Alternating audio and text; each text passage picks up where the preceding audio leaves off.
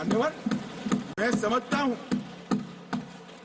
कि आज आर्टिकल 370 समाप्त होने के बाद और उसके पहले ही नरेंद्र मोदी जी की सरकार आई 2014 में, आज युवाओं का भविष्य ब्लैक नहीं है, परंतु स्कूल का ब्लैक बोर्ड उनका भविष्य बन गया है, वो पढ़ाई लिखाई। जो युवा मान्यवर पत्थर लेकर घूमते थे, मोदी सरकार ने, इस प्रधानमंत्री ने इसके हाथ में लैपटॉप पकड़ाने का काम किया है। पूरी दुनिया का एक्सेस और आतंकवाद और अलगाववाद की बात करने वाले लोग धारा 370 कर आधार बनाकर अलगाववाद की बात करने वाले लोग, आज जो लोग बात करते हैं उनकी कश्मीर की जनता अनसुनी करती है, डेमोक्रेसी और डेवलपमेंट की बात करती है। मान्यवर, ये आज बदलाव हुआ है।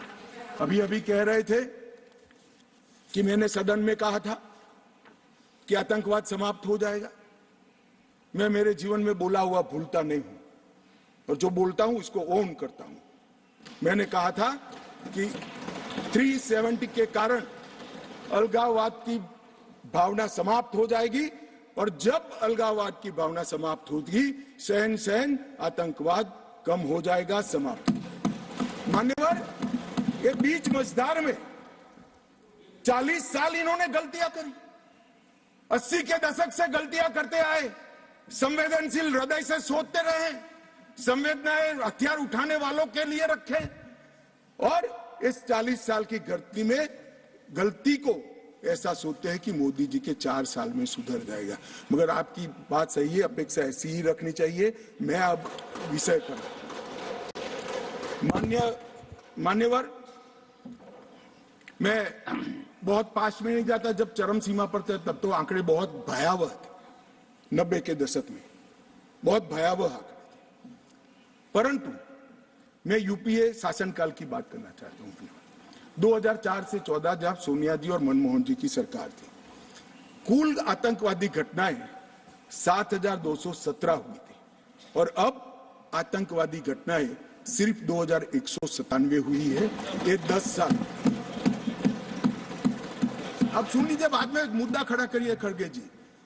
70% की कमी हुई है मान्यवर, 70% की कमी हुई और उसमें धारा 370 हटाने के बाद केवल और केवल 4 साल ही गए।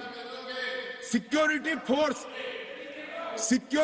फोर्स और नागरिक टोटल 2829, करीब 3,2900 नागरिक और सिक्योरिटी फोर्सेस मारे गए।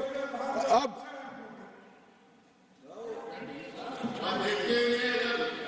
मान्यवर 3,000 नागरिक उस वक्त 4 से 14 में मारे गए, 14 से 23 में 891 नागरिक मारे गए। 70% की कमी सिक्योरिटी फोर्सेस और नागरिक, और सिक्योरिटी फोर्सेस की मृत्यु में भी 50% की मान्यवर कमी।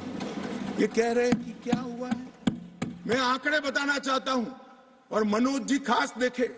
आत्मा है तो अंधेरे में टटोल कर सुने, सोचे और विचार परिवर्तन होता है तो ईश्वर के लिए करे।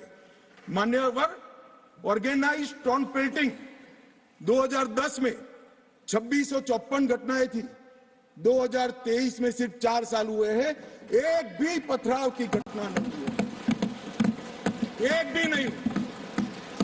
टाउन पेल्टिंग में नागरिकों की मृत्यु 2010 में 112 हुई थी, क्योंकि स्टोन पेल्टिंग ही नहीं हुई है तो मृत्यु भी नहीं हुई, 0 मृत्यु हुई।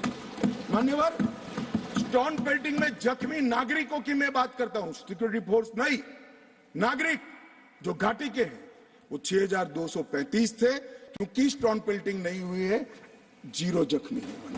अरे भाई, इनको दिखाई नहीं देता है। सीज फायर वायोलेशन की घटनाएं 2010 में 70 थी और 2023 में 6 हुई। घुसपैठ के प्रयास 489 थे, सिर्फ 48 हुए हैं। मान्यवर, वापिस लौट गए आतंकवादी 18 थे 2010 में, अभी 281 आतंकवादी घाटी छोड़कर।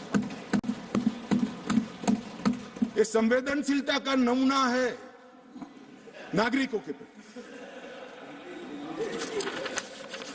मान्यवर, मैं आज बताना चाहता हूं आपको, इसलिए बताना चाहता हूं कि हमने सिर्फ टेररिज्म के खिलाफ आवाज नहीं उठाया है, टेररिज्म के खिलाफ आवाज नहीं उठाया, इस पर आक्रामक कार्यवाही करी, ऐसा नहीं है। हमने टेररिज्म की इको सिस्टम को खत्म करने का काम किया। जो टेररिज्म को फाइनेंस करते थे उन पर भी काम किया है। एनआईए द्वारा टेरर फाइनेंस के केस 32 रजिस्टर किए गए 2014 के पहले, एक भी केस। स्टेट इन्वेस्टिगेशन एजेंसी ने टेरर फाइनेंस के केस 51 रजिस्टर किए, पहले स्टेट इन्वेस्टिगेशन एजेंसी की जरूरत ही महसूस नहीं की गई थी। और मान्यवर, 229 टेरर फाइनेंस केस में अरेस्ट हुई है, 150 करोड़ की प्रॉपर्टी सीज हुई है, 57 प्रॉपर्टी सीज हुई है और एसआईए द्वारा 134 बैंक अकाउंट में लगभग 100 करोड़ से ज्यादा रकम को फ्रीज करने का काम नरेंद्र मोदी। ये जो कह रहे हैं क्या बदलाव आया है, मैं दिखाता हूं बदलाव क्या है। मान्यवर, आज मैं इतना कह रहा हूं कि हमने एक बहुत बड़ा कठोर निर्णय सुरक्षा की दृष्टि से हमने उठाए हैं। मान्यवर, मैं आज बताना चाहता हूं, पहले 2014 के पहले और आर्टिकल 370 नाबूद होने के पहले आपने देखा होगा आतंकवादियों के जनाजों में 25-25 हजार की भीड़ आती। मैं सभी सदस्यों को कहना चाहता हूं, एक भी दृश्य अभी देखा है 370 के बाद? ना, कोई नहीं करता साहब, क्योंकि हमने निर्णय किया है जो भी आतंकवादी मारा जाएगा उसी जगह पे संपूर्ण धार्मिक सम्मान और रीति रिवाज के साथ वहीं दफना दिया जाएगा। स्टोन पेल्टिंग क्यों कम हुई? जितनी नौकरियों की एडवर्टाइज है, इसमें सरकार ने तय कर लिया है कि स्टोन पेल्टिंग का एक भी केस अगर रजिस्टर है तो वो परिवार में से किसी को नौकरी नहीं मिलेगी। क्यों ये विदेश भागकर आतंकवाद करते हैं वो लोग डरे हैं? क्योंकि हमने तय किया है जिसका परिवार का जन पाकिस्तान बैठकर आतंकवाद को प्रोत्साहन देता है उसके परिवार में किसी को नौकरी नहीं मिलेगी। मान्यवर, हमने तय किया है कि जो टेलीफोन रिकॉर्ड के आधार पर प्रस्तापित होता है कि किसी का परिवार का व्यक्ति लिप्त है आतंकवाद को बढ़ावा देने में, तो नौकरी में है तो भी उसको डिसमिस करने के सर्विस रूल्स हमने बनाए। मान्यवर, जीरो टेरर प्लान और कंप्लीट एरिया डोमिनेशन के माध्यम से पूरे टेररिस्ट प्रभावित क्षेत्र को आज हमने सुरक्षित करने का काम किया है। मान्यवर, आज मैं कहना चाहता हूं, जेल अड्डा बनकर पड़ी रही थी। नरेंद्र मोदी सरकार ने जेलों के अंदर जैमर लगाकर सख्ती लगाने का काम किया है और 105 करोड़ की लागत से एक नई जेल बन रही है जो सिर्फ टेररिस्टों के लिए बनेगी। मैं विश्वास के साथ कहता हूं, वो जेल की सुरक्षा कोई भेद नहीं पाएगा और टेररिज्म के अंदर कोई अपना योगदान नहीं